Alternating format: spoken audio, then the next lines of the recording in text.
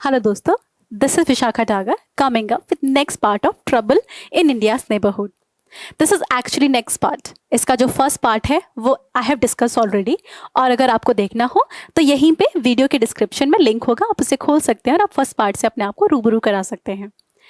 Now the part where we discussing here includes Trouble in India's Neighborhood. जिसकी history क्या थी, why it is important, ये सब मैं फर्स्ट पार्ट में डिस्कस कर चुकी हूँ. और जो सेकंड पार्ट है दैट इज़ करंट सिनेरियो क्या है और इसके लिए हम क्या क्या एक्शंस ले सकते हैं वो इस पार्ट में डिस्कस करेंगे. तो करंट सिनेरियो की जब हम बात करेंगे तो द मोस्ट और the biggest concern here is China. The reason is ever since that Chinese power is rising in economic sphere, in political sphere, in geostrategic sphere, it has become concern for India. Not just India, India के neighborhood में भी.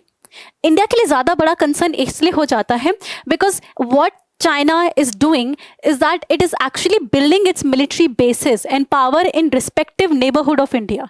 जैसे आप देखेंगे ये Henan island है, या फिर म्यांमार का जो सितवे पोर्ट प्रोजेक्ट है, या फिर श्रीलंका का हम्बन टोटा जो कि बहुत टाइम तक न्यूज़ में रहा था, और पाकिस्तान का Gwadar project. They are more in series.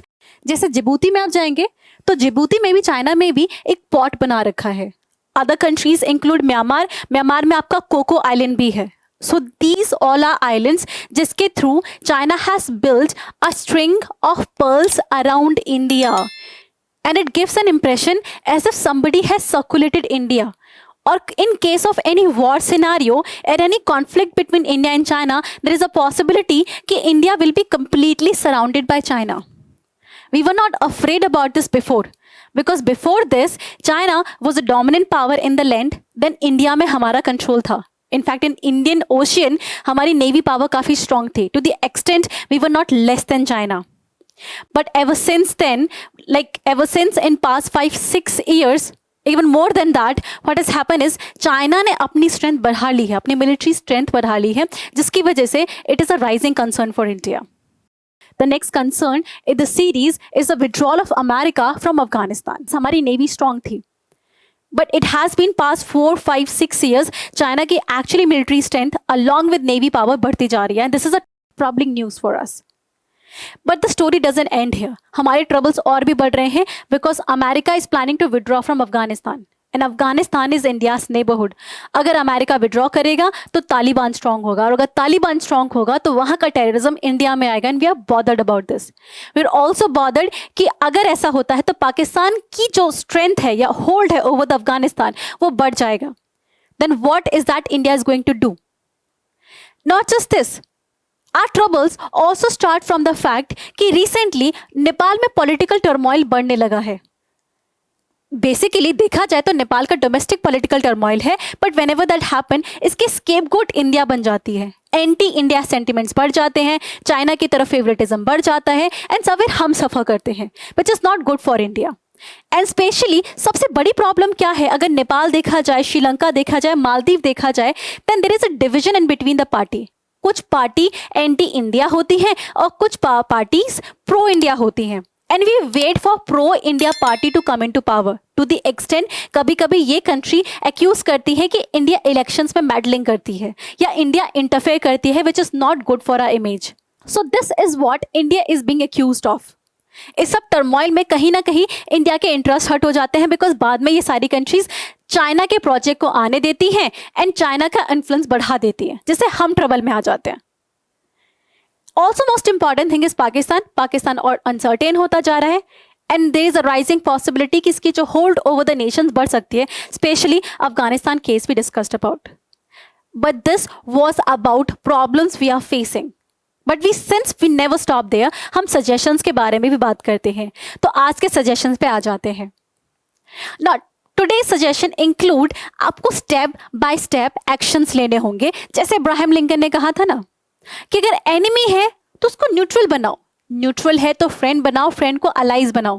India के लिए सबसे बड़ा चैलेंज ये आता है कि एटलीस्ट जो अलाइज स्टेट हैं उनको तो मेंटेन रखो. तो हमारी अलाइज स्टेट अभी बांग्लादेश है, वहाँ पे प्रो इंडिया पार्टी है. भूटान तो बहुत ही ज़्यादा इंडिया को फेवर करता है. Are we able to maintain that? और इसका बहुत बड़ा एग्जाम्पल आता है vaccine diplomacy. Bhutan was able to complete 90% vaccination of its population because of India's help. But जब केसेस ऑफ कोविड इंडिया में बढ़ गए और क्रिटिसिज्म बढ़ गया तो हमने बिल्कुल हाथ छीन लिए। एक तो हम बहुत ज़्यादा मदद कर रहे थे, एक हमने बिल्कुल मदद नहीं की। इस एक्सट्रीम के बीच में हम बैलेंस नहीं लेके आ पाए। ना ever since then Bangladesh anti India sentiments को हैंडल नहीं कर पा रहा, भूटान भी नहीं कर पाएगा फॉर लॉन्ग टाइम। हम फार्मेसी ऑफ द वर्ल्ड थे और हमें अपनी प्रोडक्शन कैपेसिटी बढ़ा के रखनी चाहिए थी। This could have been our day, जहाँ पे हम एक्चुअली नॉट जस्ट इंडिया में कंट्रोल कर सकते थे बट अपनी लीडरशिप क्लेम कर सकते थे, and we lost an opportunity there. Second is Maldives, जहाँ पे चाइना का इन्फ्लुएंस बढ़ चुका है। वहाँ पे जैसे इंडिया, ब्राज़ील, साउथ अफ्रीका जैसी कंट्रीज साउथ साउथ कॉपरेशन के बारे में बात करती है, ऐसा ही मॉडल लाया जा सकता है against Chinese model of investment, जो कि बहुत ही इंट्रूसिव होता है। लोकल गवर्नमेंट लोकल पीपल को इंक्लूड नहीं करता। ऑन द अदर हैंड हम इन सब फैक्टर्स का ध्यान रखते हैं। जैसे नेपाल का ही प्रोजेक्ट था, हम लोगों को फ्री इलेक्ट्रिसिटी सप्लाई कर रहे थे, right. So India can actually generate a goodwill अगर वो इस तरीके के प्रोजेक्ट्स में एंगेज करता है, अपनी गुडविल को बना के रखे। Second is maximum engagement. आपके जो एग्जिस्टिंग नेबर्स है, मैक्सिमम एंगेजमेंट इन सेंस, इसका एग्जाम्पल आपका नेपाल ही है। अब नेपाल ने जब संविधान में चेंज करके इंडिया की कुछ टेरिटरीज को नेपाल में दिखा दिया गया था, उसने ऑल ऑफ अ सडन नहीं किया था। It wanted to talk to India but India did not give them time, which is not a suitable for any country to do so. Nepal की कहीं ईगो हर्ट हो गई और उन्होंने जो एक्शंस लेना था वो ले लिया ना। इसी तरह की चीज़ों को हमें अवॉइड करना है फ्यूचर में। साथ में maximum engagement also apply to solving the Afghanistan problem. ना एवर सिंस अफगानिस्तान की प्रॉब्लम क्रिएट हुई थी, हम तालिबान से एंगेजमेंट बिल्कुल फेवर नहीं करते थे, because this does not goes in favour of our policy. But right now in present junction of time आपको तालिबान से भी इंगेजमेंट करनी होगी, आपको ईरान से भी इंगेजमेंट करनी होगी, इनफैक्ट आपको पाकिस्तान से भी इंगेजमेंट करनी होगी in order to get the result, in fact in order to get the development and peace in Kashmir. साथ में ही आपको सब्स्टिट्यूट्स पे काम करने पड़ेंगे। अब चाइना के पास डीप पॉकेट है, आपके पास तो नहीं है, तो चाइना के पास हार्ड पावर है, तो आप मिलिट्री पावर पे काम करो।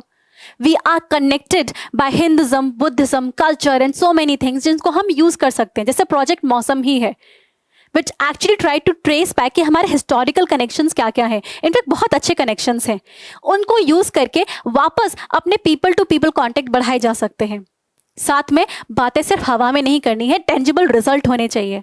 अब पैसा नहीं है तो सब्स्टिट्यूट करो। जैसे जापान है, जापान अफ्रीका में अपनी स्ट्रेंथ बढ़ाना चाहता है पर गुडविल इंडिया की है, तो we can come together. Japan अपने फाइनेंस दे सकता है और हम अपनी कैपेसिटी, और साथ में मिलके we can actually counter China in economic sphere, and this can be done. This also include you have to counter China using the strategy like Quad, any other आपकी जो अलायंसेज होती हैं जैसे आसियान हो, वहां पे अपनी स्ट्रेंथ बढ़ाना, आरसीई पे काम करना, आरसीईपी पे काम करना, जिसकी वजह से इंडिया की स्ट्रेंथ बढ़ जाएगी।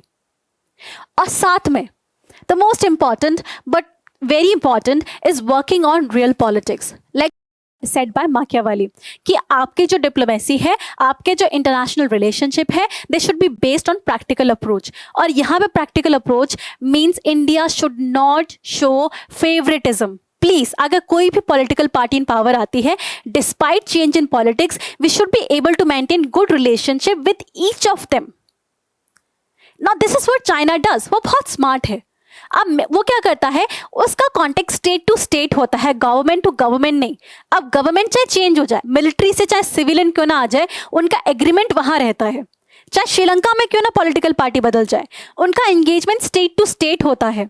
सो the other party can not accuse them कि ना आपने बेसिकली फेवरेटिज्म शो किया है या फिर आपने इलेक्शंस में मेडलिंग की है। इस तरीके की जो एम्बिवेलेंस अप्रोच है वो हमें शो करने की जरूरत है।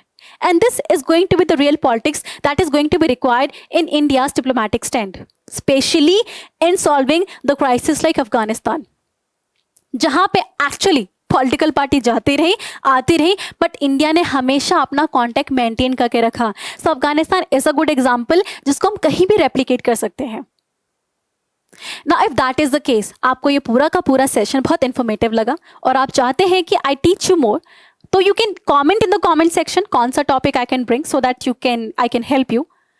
And if our entire channel is very supportive and engaging to you, then like us, subscribe us, connect to us, because हम सारे social media platforms से present हैं just to help you.